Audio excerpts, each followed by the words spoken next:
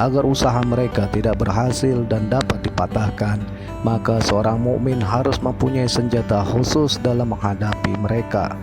Mengenai senjata ini, Allah telah berfirman dalam surat Al-A'raf ayat 199 ayat 200. Jadilah engkau pemaaf dan suruhlah orang mengerjakan yang ma'ruf, serta berpalinglah daripada orang-orang yang bodoh. Dan jika kamu ditimpa suatu godaan syaitan, maka berlindunglah kepada Allah. Sesungguhnya Allah Maha mendengar lagi Maha mengetahui.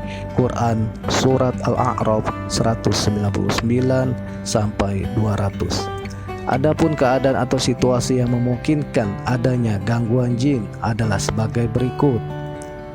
Ketika masuk WC, Rasulullah SAW menganjurkan agar setiap kali masuk ke WC terlebih dahulu membaca doa sebagai permohonan perlindungan kepada Allah dari gangguan setan laki-laki dan setan perempuan.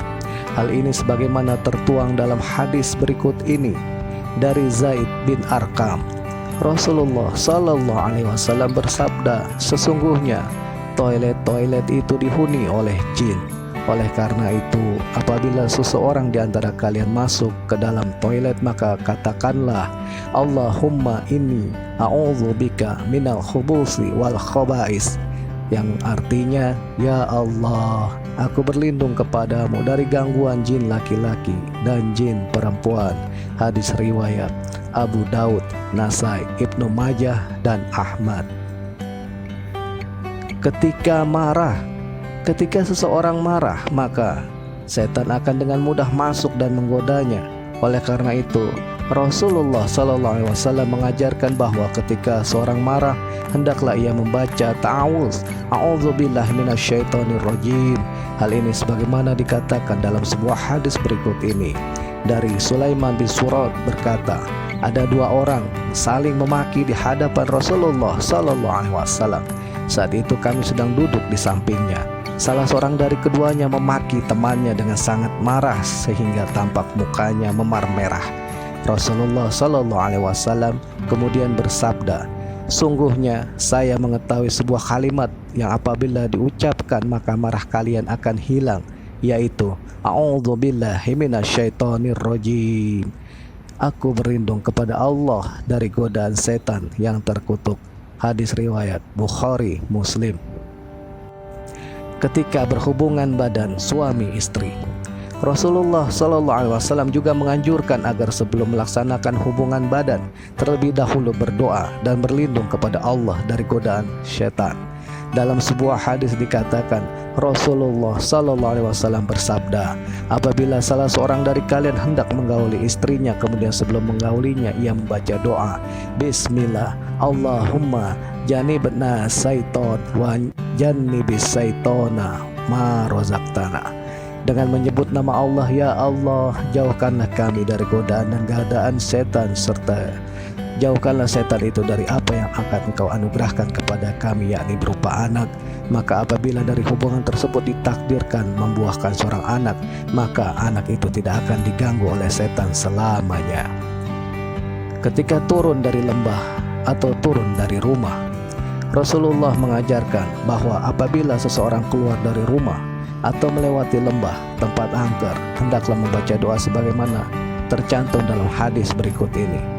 Rasulullah bersabda, kalau saja seseorang di antara kalian keluar rumah lalu berdoa, a'udzubika kalimatillahi tammati min syarri ma khalaq, aku berlindung kepada Allah dengan perantara kalimat Allah yang sempurna dari kejahatan makhluknya, maka ia tidak akan diganggu sedikit pun sejak ia berada di rumah itu sampai ia meninggalkannya.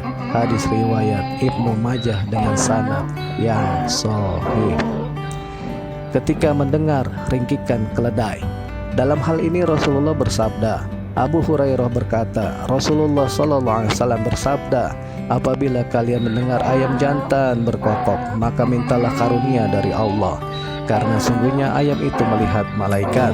Dan apabila kalian mendengar ringkikan keledai, berlindunglah kepada Allah dari godaan dan tipu daya syaitan, karena keledai ini telah melihat syaitan. Hadis riwayat Bukhari, Muslim. Ketika hendak membaca Al-Quran, Allah berfirman dalam surat An-Nahl ayat 98-99,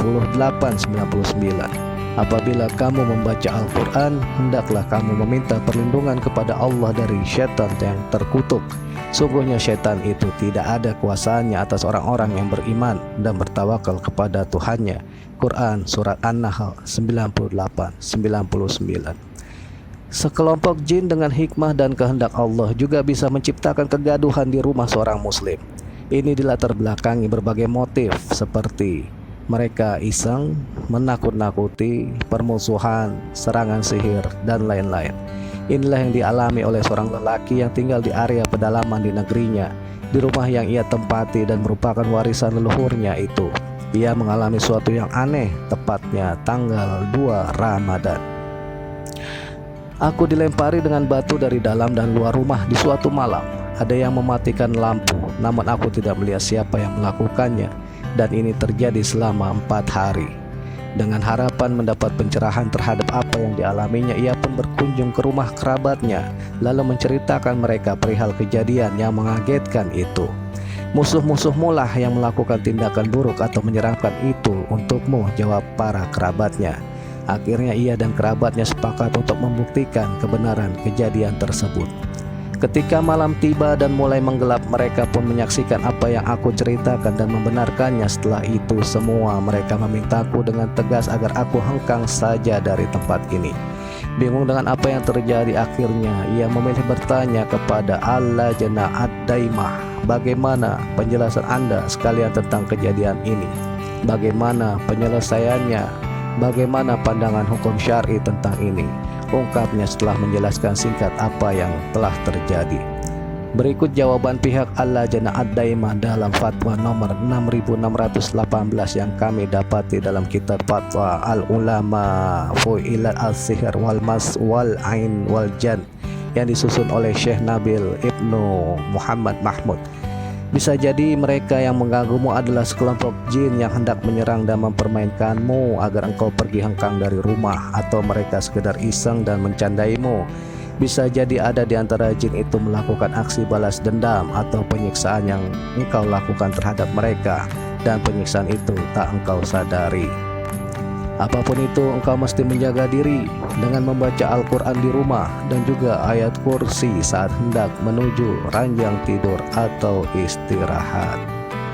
Engkau pula mesti meminta perlindungan kepada Allah Subhanahu wa Ta'ala terhadap keburukan yang bersumber dari segala sesuatu yang Allah ciptakan.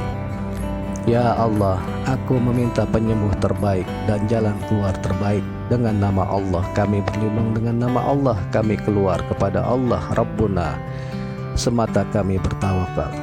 Setiap pagi dan sore engkau pasti membaca 3 kali. A'udzu bikalimatiillah tammati min syarri ma khalaq. Aku berlindung dengan kalimat-kalimat Allah yang sempurna dari kejahatan yang bersumber dari apa-apa yang Allah ciptakan. Ringkasnya, engkau mesti melazimi bacaan Al-Quran di rumah dan tempat lainnya, serta zikir-zikir yang bersumber dari Nabi tercinta Muhammad SAW. Dengan bacaan zikir tersebut, engkau berzikir kepada Allah di waktu-waktu yang telah ditetapkan syariat, baik malam atau siang, di rumah atau tempat lain.